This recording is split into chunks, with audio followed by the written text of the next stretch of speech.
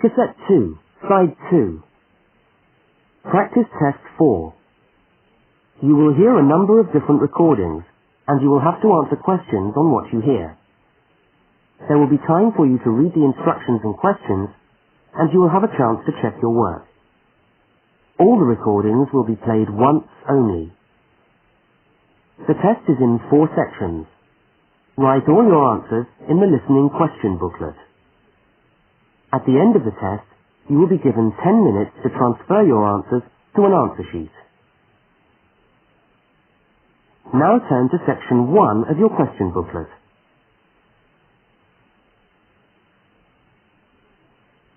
Section 1. 2 students meet on the university campus.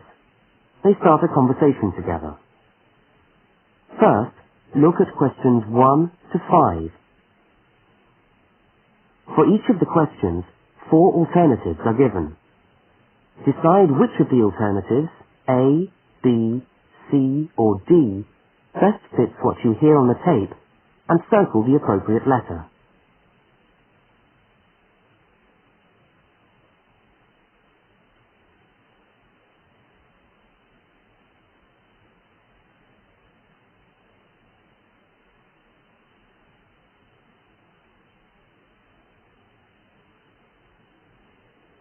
You will see that there is an example which has been done for you. On this occasion only, the conversation relating to the example will be played first.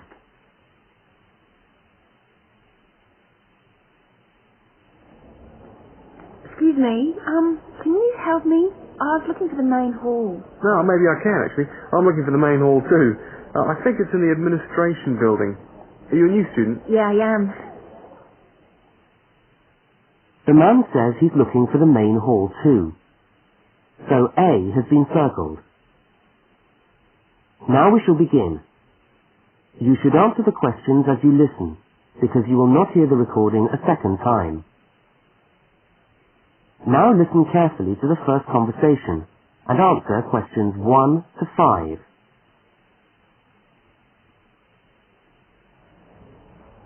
Excuse me, can you help me? I was looking for the main hall. No, maybe I can actually. I'm looking for the main hall too. I think it's in the administration building. Are you a new student? Yeah, I am. Yeah, I thought you looked as lost as me. I'm trying to find the admin building too so I can register for my course. But I don't seem to be having much luck. Well, look, according to this map of the campus here, you go straight up the steps, turn left, and the building's on the right. Okay, let's see if we can find it. Ah, this looks right. Yeah, it must be. Look, there are hundreds of other people here. There must be at least 50 people in the queue. We'll be here till gone 2 o'clock at this rate. Yeah, well, I'm starving. So am I. Actually, I was on my way to the canteen to get something for lunch. Why don't I go to the canteen and buy something, and you stay here and wait? Good idea. What would you like? Pizza, sandwich, hot dog, fried rice? They do everything. Oh, something easy. Takeaway fried rice sounds good. Okay, fried rice. No, on second thoughts, I'll have a cheese and tomato sandwich. Right, 1 cheese and tomato. Anything to drink? Yeah, give me coffee, would you? Hot coffee's a bit hard to carry. What about a Coke or an orange juice? Get me an orange juice then. Look, here's $5. Oh, yeah, take $2 back. Shouldn't cost you more than $3. Well, keep the 5. We'll sort it out later. Oh, and could you get me an apple as well? Okay, back in a minute.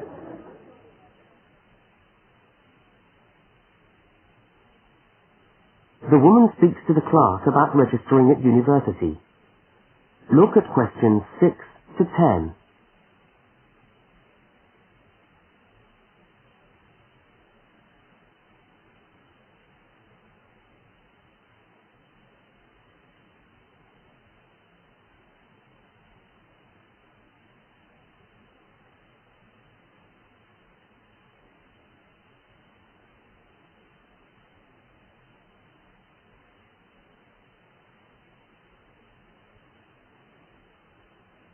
As you listen, complete the form by filling in the numbered spaces 6 to 10.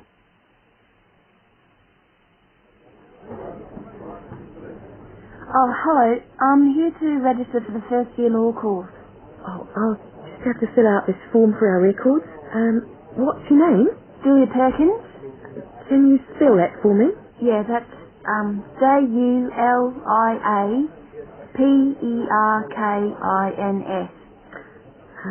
Address? Flat 5, 15 Waratah Road. That's WARATAH, Brisbane. Brisbane. Oh, and your telephone number? Oh, we haven't got the phone on yet. We've only just moved in. Okay, well, can you let us have the number once the phone's connected? And I'll make a note here to be advised. And the course? Beg your pardon? What course are you doing? Oh, first year law? Right. Well, you'll have to go across to the law faculty and get this card stamped, and then you come back here with it and pay your union fee. Oh, thanks very much.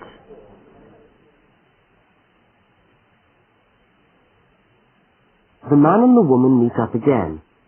Look at questions 11 and 12 and circle the correct answer.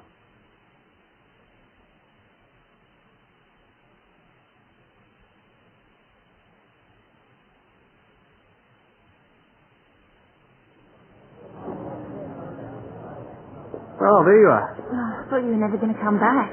Sorry, the canteen was absolutely packed. I had to wait for ages. And then when I got to the front of the queue, they had hardly any food left. So I had to get you a slice of pizza. Sorry. Oh, that's okay. Could eat anything. I'm so hungry. Oh, and there's your bottle of orange juice and your apple. At least I managed that. Great. Thanks a lot. No, and here's your $2 back. Don't worry about it. Buy me a cup of coffee later. Huh, all right then. So how'd you go? Oh, well, in order to register, we've got to go to the law faculty and get this card stamped. And then go back to the admin building and pay the union fees. That means we're registered. After that, we have to go to the notice board to find out about lectures, and then we have to put our names down for tutorial groups and go to the library. Oh, great. Well, first let's sit down and have our lunch, eh?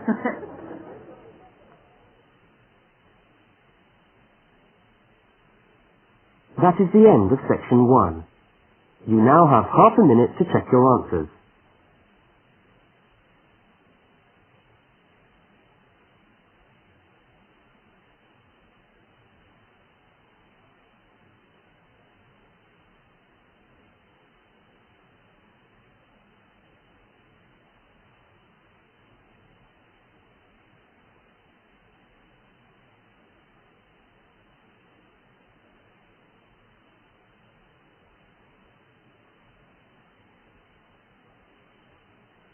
Now turn to section 2.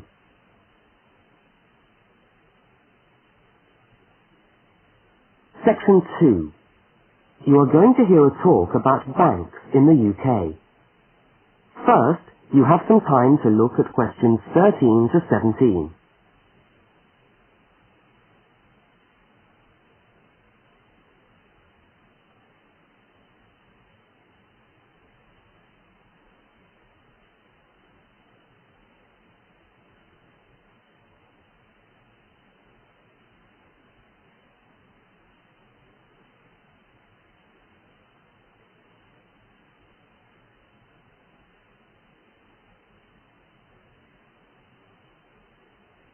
Now listen to the talk and complete the notes by filling in the numbered spaces 13 to 17.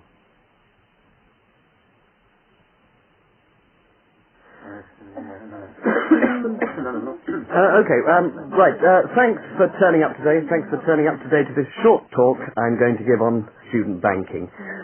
Many of you are unfamiliar with the way banks work in this country, and today's talk should just give you a few starting points. I will, of course, answer any questions at the end. Right. Well, as you probably know, you'll need to open a bank account while you're here, and it's the safest place to keep your money. And it's best to open an account with one of the major banks. You should each have a handout with the names and addresses. Yeah? Right. There's Barclays in Realty Square, National Westminster in Preston Park, Lloyd's in City Plaza, and Midland in Hope Street.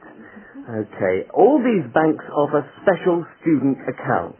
However, it's important to note that as an international student, you'll not necessarily be eligible for all the facilities offered to resident students. Now, as an international student, you will need to provide evidence that you can fund yourself for however long your course lasts. Banks have different policies, and the services that they'll offer you will depend on your individual circumstances and on the discretion of the bank manager involved. So it's a matter of going there and finding out about your own particular situation.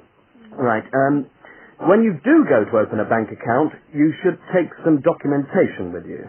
I've already mentioned that you must be able to support yourself. In addition to this, most banks ask you to bring your passport and your letter or certificate of enrollment. Okay? Now, by far the most useful type of account to open is a current account. When you do this, you will actually get what is called a student account, which is a current account with special concessions for students. When you open the account, the bank will give you a checkbook, and you can use this to draw money out as you need it. If you need to write checks in shops, you'll also need a check card. This is really an identity card, which guarantees that correctly written checks up to the value stated on the card will be honoured by the bank. Okay? Everybody with me?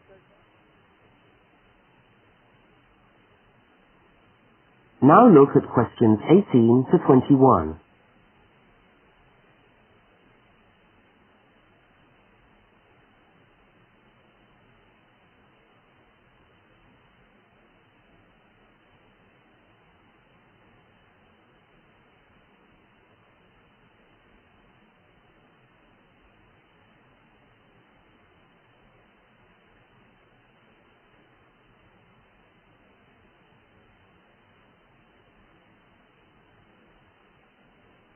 As you listen to the rest of the talk, complete the rest of the notes in the spaces numbered 18 to 21. Right, if you want to draw out cash for yourself, you can make the cheque payable in your own name or to cash. You can also withdraw cash from a cash point machine with a cash card. Now, these are extremely useful as they enable you to withdraw cash from your account during the day or at night. There is also another card called Switch or Delta, and you can use this to pay for things in shops. It takes the money right out of your account, so you don't need your checkbook. Now, you may want to take more money out of the bank than you have in it. This is called having an overdraft. Be very careful with this. You should not do this without permission from your bank. Overdrafts usually incur charges, though some banks offer interest-free overdrafts to some students. But find out before you get one, right? Well, that just leaves opening times. When can you go? Banks used to be open from 9:30 a.m. until 3:30 p.m. from Monday to Friday. But many main branches are now open until 4:30 or 5 p.m. on weekdays, and some of the bigger branches in London and other major cities are now open for a limited time on Saturdays. Okay, any questions? That is the end of section 2. You now have half a minute to check your answers.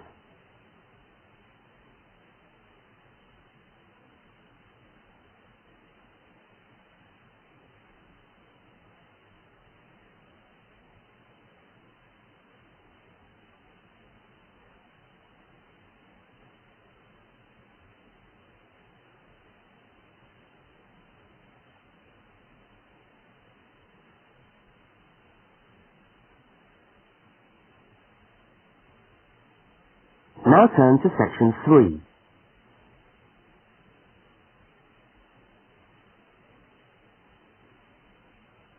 Section 3. Two students, Dawn and Ilmar, are discussing a project that they are working on together. First, you have some time to look at questions 22 to 25.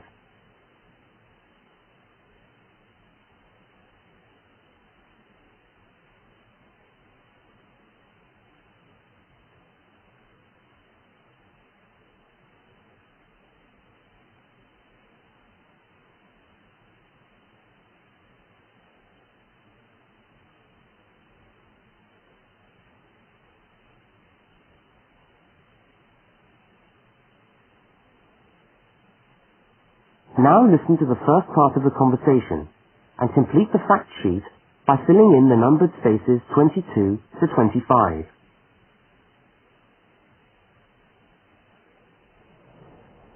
Hi, Dawn. Oh, hi, Omar. I'm glad I bumped into you. I've just found a great idea for the presentation we've got to do for Dr. Banks next month. What, the one on everyday objects? Yes. Look at this article. It's really interesting.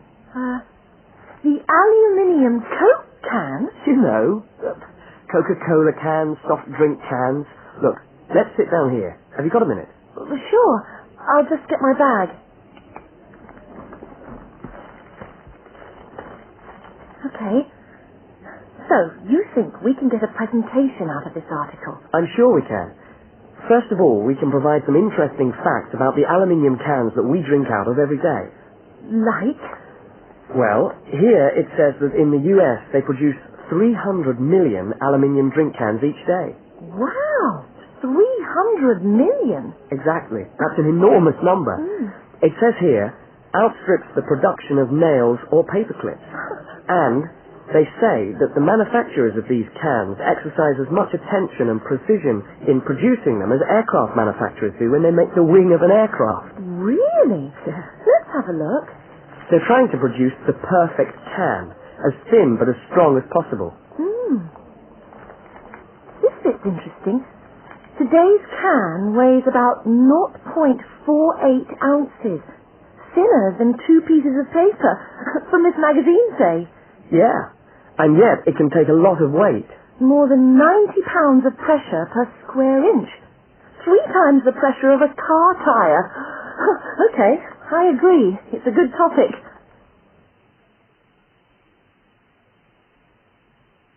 Now look at the diagram of the aluminium can and at questions 26 to 31.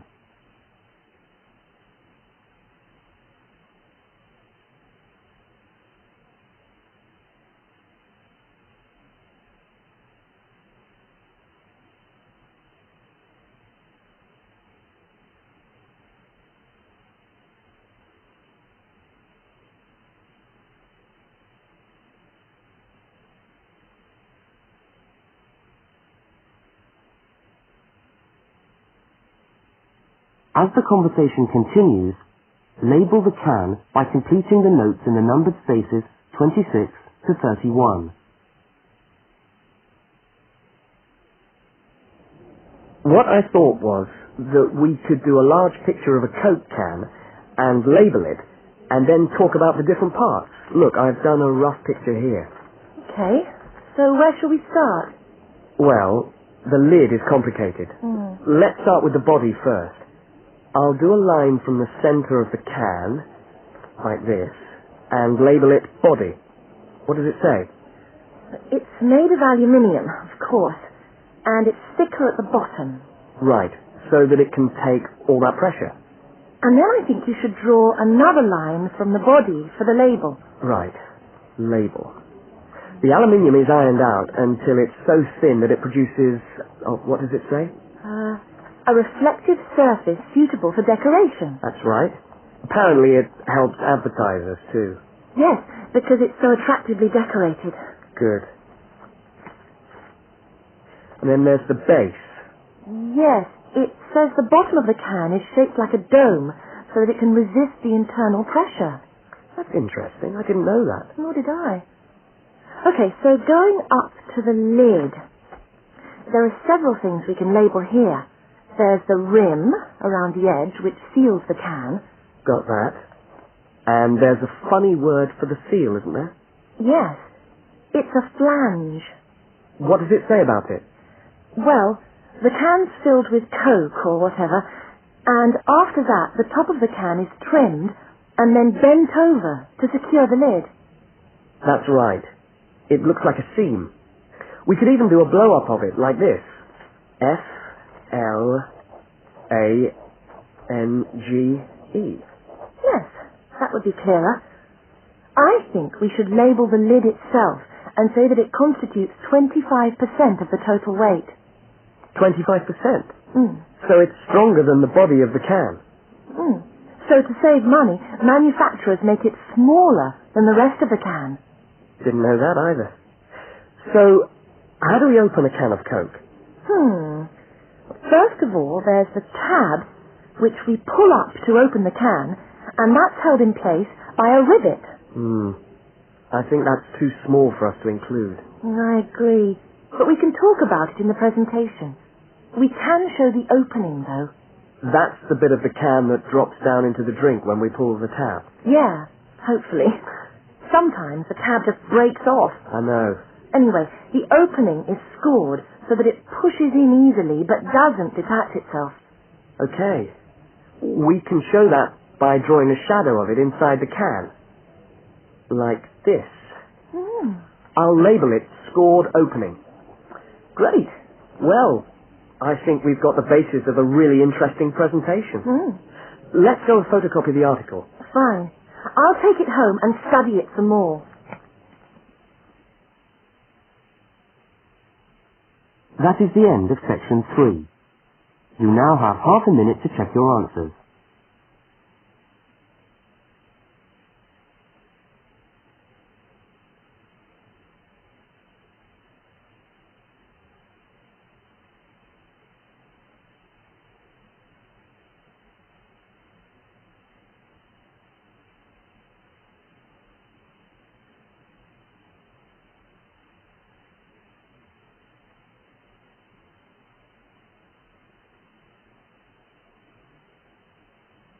Now turn to section 4.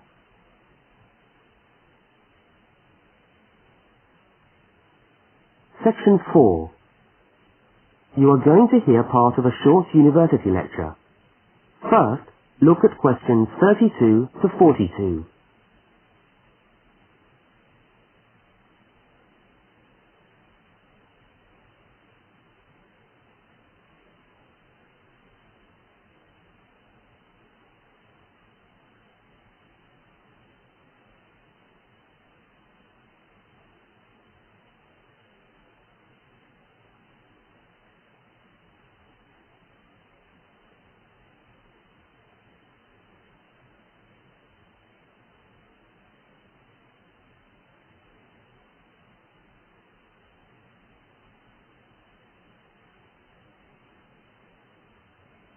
Now listen and complete the lecture notes in the spaces numbered 32 to 42.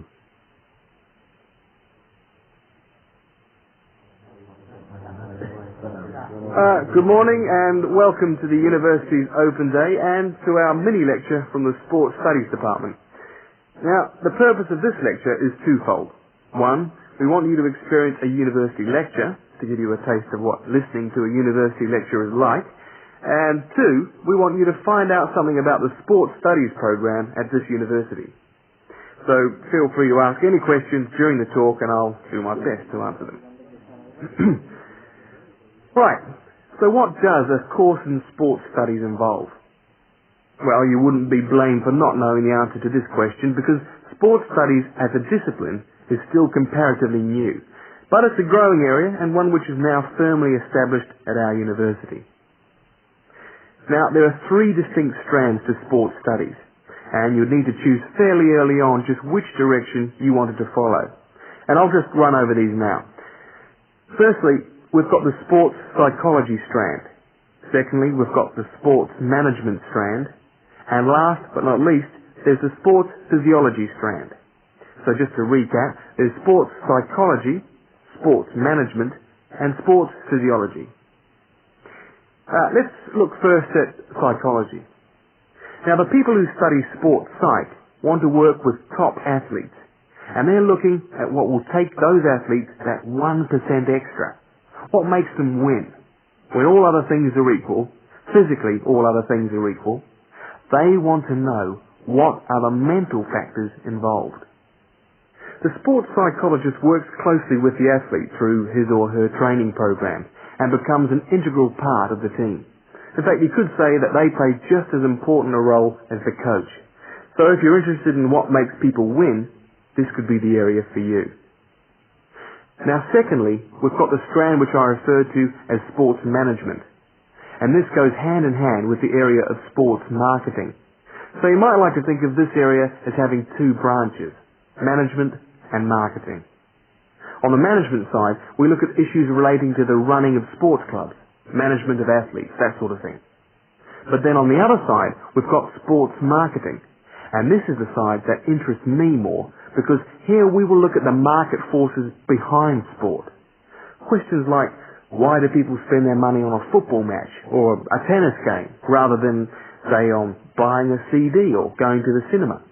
What are those market forces? Sport used to just compete with sport. Nowadays, it competes with other leisure activities. The spectators go to sport to be entertained rather than out of loyalty to a team. They want to have an evening out, and they don't want the cheap seats anymore. They want good seats. They want entertainment. And the professional sportsmen and women respond to this without question. They are there to give a performance. They provide the entertainment. So in the marketing course, we address all these commercial issues, and we look at how this hooks back into the management of sport. Now, the third branch of sports studies sometimes comes under another name and is also known as exercise science. And again here, we find that there are two distinct types of exercise science. The first is working very much at the macro level, what I call the huffing and puffing people. So this looks at fitness testing, body measurement, all that sort of thing. But the more interesting side of sports physiology, at least in my view, is the side that looks at the micro level, looking at cellular change. They're doing cellular research, looking at changes in body cells when the body is under stress. So that just about brings us to the end of our mini lecture for today. I hope you found it interesting. I look forward to seeing you all on our course next year. But feel free to come and talk to me if you want any more information. I'll be over at that notice board near the main entrance. Thank you very much.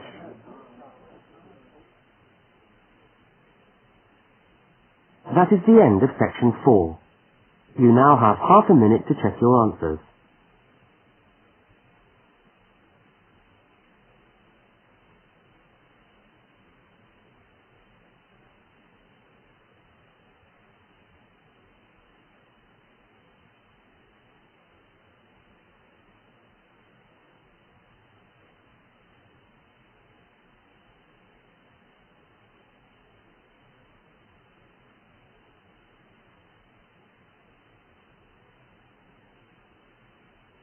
That is the end of the listening test.